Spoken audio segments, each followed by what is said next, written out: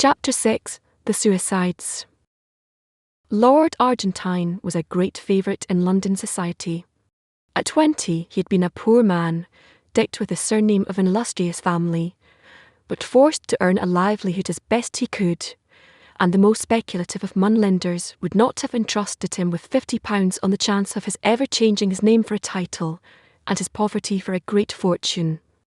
His father had been near enough to the fountain of good things to secure one of the family livings, but the son, even if he had taken orders, would scarcely have obtained so much as this, and moreover felt no vocation for the ecclesiastical estate. Thus he fronted the world with no better armour than the bachelor's gown, and the wits of a younger son's grandson, with which equipment he contrived in some way to make a very tolerable fight of it. At 25 Mr. Charles Aubenon saw himself still a man of struggles, and of warfare with the world. But out of the 7 who stood before him, and the high places of his family 3 only remained. These 3, however, were good lives, but yet not proof against the Zulu secais and typhoid fever, and so one morning Aubenon woke up and found himself Lord Argentine, a man of 30 who had faced the difficulties of existence, and had conquered. The situation amused him immensely, and he resolved that riches should be as pleasant to him as poverty had always been. Argentine, after some little consideration, came to the conclusion that dining, regarded as a fine art, was perhaps the most amusing pursuit open to fallen humanity, and thus his dinners became famous in London, and an invitation to his table a thing covetously desired. After 10 years of lordship and dinners, Argentine still declined to be jaded, still persisted in enjoying life, and by a kind of infection had become recognised as the cause of joy in others, in short, as the best of company. His sudden and tragical death therefore caused a wide and deep sensation. People could scarcely believe it, even though the newspaper was before their eyes, and the cry of mysterious death of a nobleman came ringing up from the street. But there stood the brief paragraph, Lord Argentine was found dead this morning by his valet under distressing circumstances. It is stated that there can be no doubt that his lordship committed suicide, though no motive can be assigned for the act. The deceased nobleman was widely known in society and much liked for his genial manner and sumptuous hospitality. He is succeeded by, etc., etc. By slow degrees the details came to light, but the case still remained a mystery. The chief witness at the inquest was the deceased's valet, who said that the night before his death Lord Argentine had dined with a lady of good position, whose name was suppressed in the newspaper reports. At about 11 o'clock Lord Argentine had returned, and informed his man that he should not require his services till the next morning. A little later the valet had occasion to cross the hall, and was somewhat astonished to see his master quietly letting himself out at the front door. He had taken off his evening clothes, and was dressed in a Norfolk coat and knickerbockers, and wore a low brown hat. The valet had no reason to suppose that Lord Argentine had seen him, and though his master rarely kept late hours, thought little of the occurrence till the next morning, when he knocked at the bedroom door at 9:15 as usual. He received no answer, and after knocking 2 or 3 times, entered the room, and saw Lord Argentine's body leaning forward at an angle from the bottom of the bed. He found that his master had tied a cord securely to one of the short bedposts, and, after making a running noose, and slipping it round his neck, the unfortunate man must have resolutely fallen forward, to die by slow strangulation. He was dressed in the light suit in which the valet had seen him go out, and the doctor who was summoned pronounced that life had been extinct for more than 4 hours. All papers, letters, and so forth seemed in perfect order, and nothing was discovered which pointed in the most remote way to any scandal either great or small. Here the evidence ended. Nothing more could be discovered. Several persons had been present at the dinner party at which Lord Argentine had assisted, and to all these he seemed in his usual genial spirits. The valet, indeed, said he thought his master appeared a little excited when he came home, but confessed that the alteration in his manner was very slight, hardly noticeable, indeed. It seemed hopeless to seek for any clue, and the suggestion that Lord Argentine had been suddenly attacked by acute suicidal mania was generally accepted. It was otherwise, however, when within 3 weeks, 3 more gentlemen, one of them a nobleman, and the 2 others men of good position and ample means, perished miserably in almost precisely the same manner. Lord Swanley was found one morning in his dressing room, hanging from a peg affixed to the wall, and Mr. Collier Stewart and Mr. Herries had chosen to die as Lord Argentine. There was no explanation in either case, a few bald facts, a living man in the evening, and a body with a black swollen face in the morning. The police had been forced to confess themselves powerless to arrest or to explain the sordid murders of Whitacapel, but before the horrible suicides of Piccadilly and Mayfair they were dumbfounded, for not even the mere ferocity which did duty as an explanation of the crimes of the East End could be of service in the West. Each of these men who had resolved to die a tortured, shameful death was rich, prosperous, and to all appearances in love with the world, and not the acutest research should ferret out any shadow of a lurking motive in either case. There was a horror in the air, and men looked at one another's faces when they met, each wondering whether the other was to be the victim of the 5th nameless tragedy. Journalists sought in vain for their scraps of materials whereof to concoct reminiscent articles, and the morning paper was unfolded in many a house with a feeling of awe. No man knew when or where the next blow would light. A short while after the last of these terrible events, Austen came to see Mr. Villiers.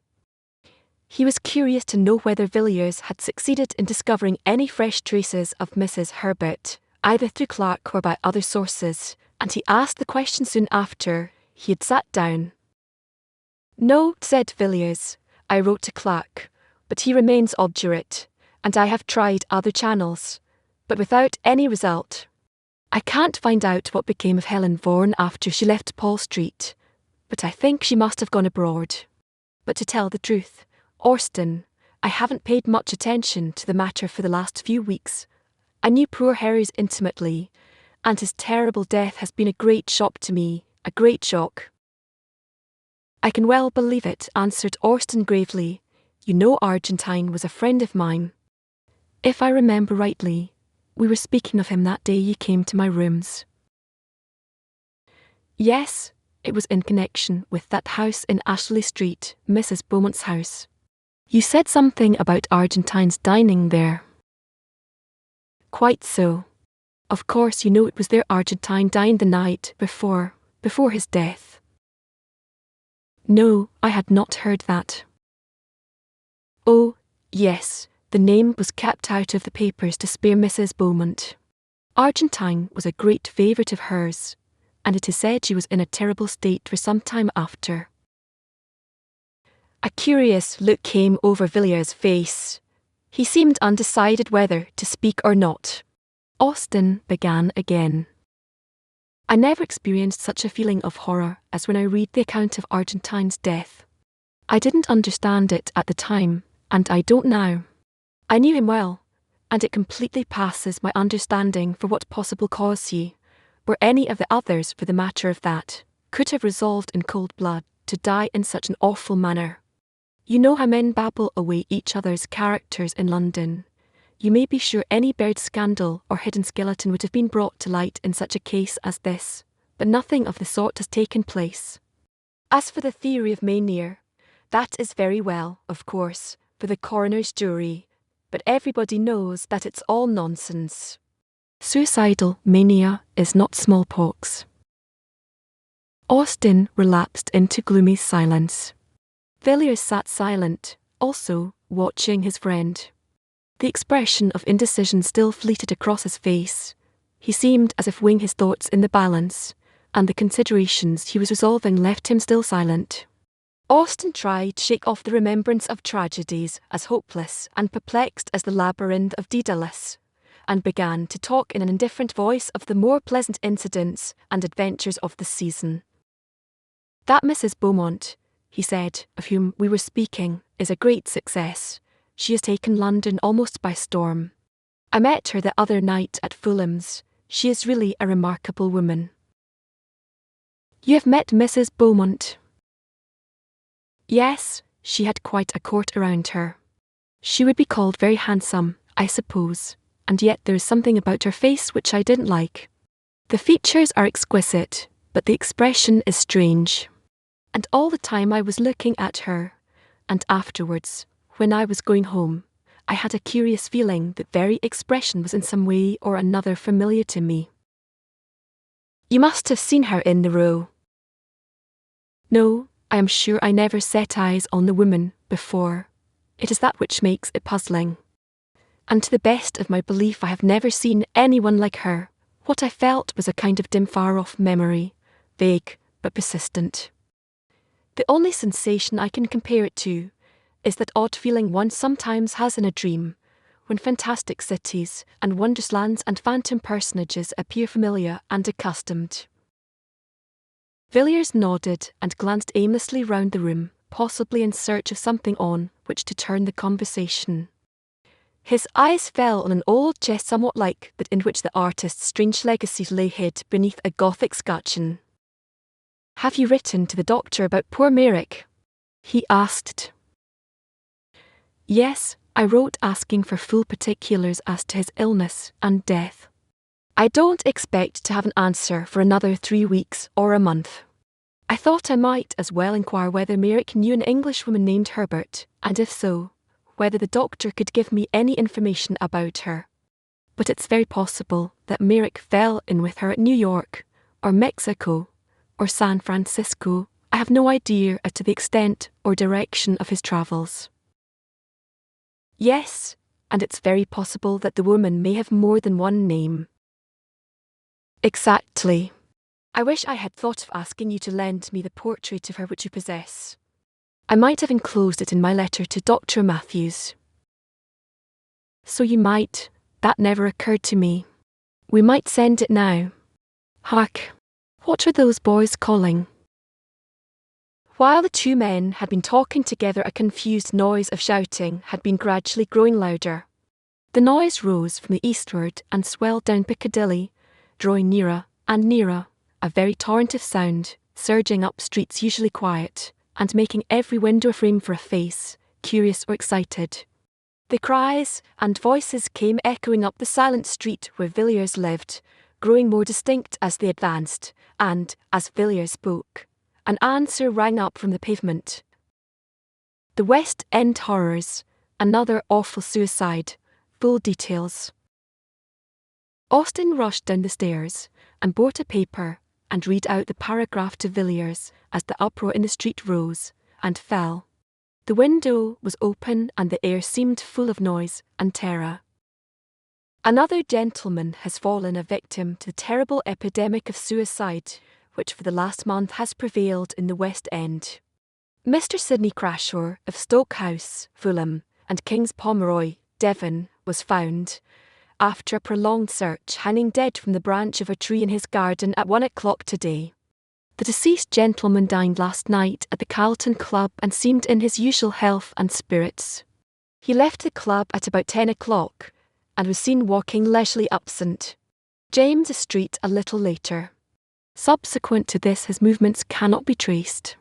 On the discovery of the body medical aid was at once summoned, but life had evidently been long extinct. So far as is known, Mr. Crashaw had no trouble or anxiety of any kind.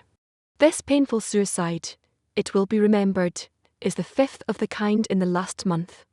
The authorities at Scotland Yard are unable to suggest any explanation of these terrible occurrences." Austen put down the paper in mute horror. "I shall leave London tomorrow," he said. "It is a city of nightmares. How awful this is, Villiers."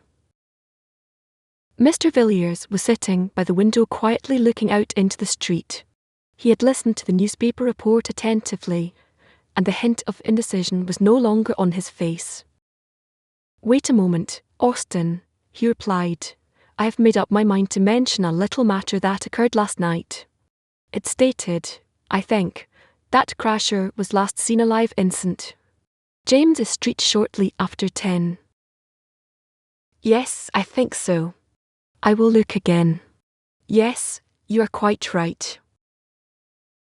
"Quite so. Well, I am in a position to contradict that statement at all events. Crasher was seen after that, considerably later indeed. How do you know? Because I happened to see Crasher myself at about 2 o'clock this morning. You saw Crasher? You, Villiers? Yes, I saw him quite distinctly. Indeed, there were but a few feet between us. Where, in heaven's name, did you see him? Not far from here. I saw him in Ashley Street. He was just leaving a house. Did you notice what house it was? Yes. It was Mrs. Beaumont's. Villiers, think what you are saying. There must be some mistake.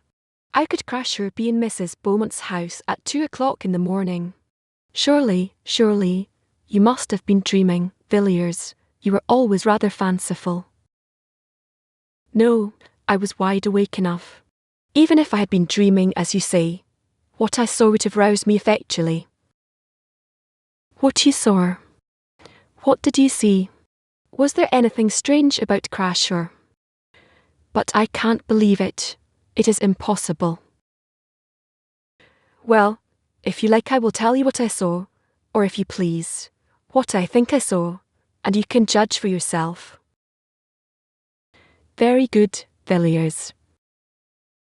The noise and clamour of the street had died away, though now and then the sound of shouting still came from the distance, and the dull, leaden silence seemed like the quiet after an earthquake or a storm. Villiers turned from the window and began speaking. I was at a house near Regent's Park last night, and when I came away the fancy took me to walk home instead of taking a hansom. It was a clear, pleasant night enough, and after a few minutes I had the streets pretty much to myself. It's a curious thing, Austin, to be alone in London at night, the gas lamps stretching away in perspective, and the dead silence, and then perhaps the rush and clatter of a hansom on the stones, and the fire starting up under the horses' hoofs. I walked along pretty briskly, for I was feeling a little tired of being out in the night, and as the clocks were striking 2 I turned down Ashley Street, which, you know, is on my way. It was quieter than ever there, and the lamps were fewer. Altogether, it looked as dark and gloomy as a forest in winter.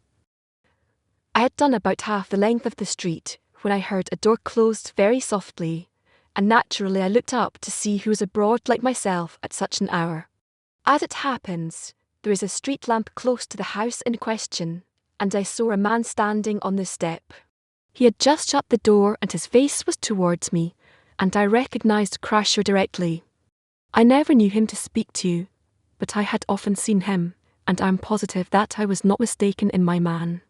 I looked into his face for a moment, and then, I will confess the truth, I set off at a good run, and kept it up till I was within my own door. Why? Why? Because it made my blood run cold to see that man's face. I could never have supposed that such an infernal medley of passions could have glared out of any human eyes. I almost fainted as I looked. I knew I had looked into the eyes of a lost soul. Austin, the man's outward form remained, but all hell was within it. Furious lust, and hate that was like fire, and the loss of all hope and horror that seemed to shriek aloud to the night, though his teeth were shut, and the utter blackness of despair. I am sure that he did not see me. He saw nothing that you or I can see, but what he saw I hope we never shall. I do not know when he died, I suppose in an hour, or perhaps 2, but when I passed down Ashley Street and heard the closing door, that man no longer belonged to this world. It was a devil's face I looked upon. There was an interval of silence in the room when Villiers ceased speaking. The light was failing, and all the tumult of an hour ago was quite hushed. Austin had bent his head at the close of the story, and his hand covered his eyes. What can it mean? He said at length. Who knows, Austin, who knows? It's a black business, but I think we had better keep it to ourselves, for the present at any rate.